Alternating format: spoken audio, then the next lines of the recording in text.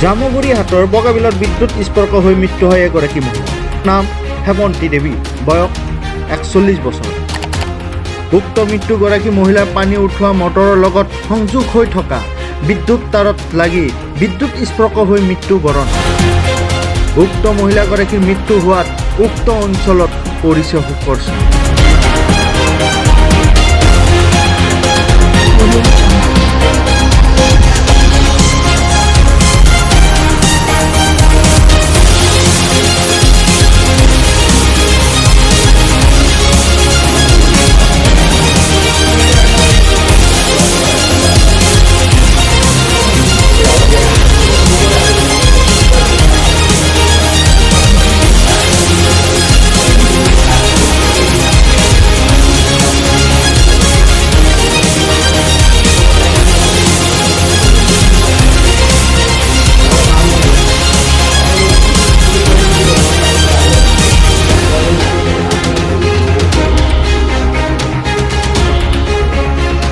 হয়, আমাৰ গাঁৱৰে হেমন্তী দেৱী নামৰ মানুহ এজন কাৰেণ্টত লাগি মৃত্যুবৰণ হৈছে।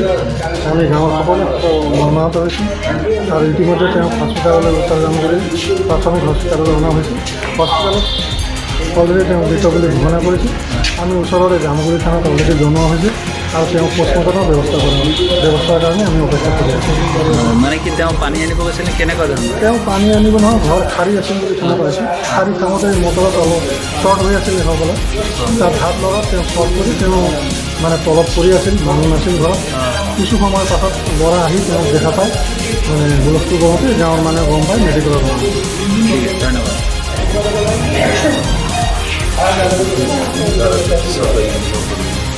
কি ঘৰত নাছিল? তোমাৰ কি হ'ল?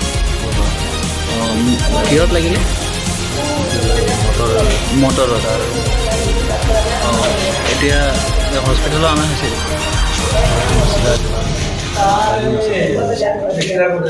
কি নাম আছিলে মা? পুলিচক জনোৱা হৈছে।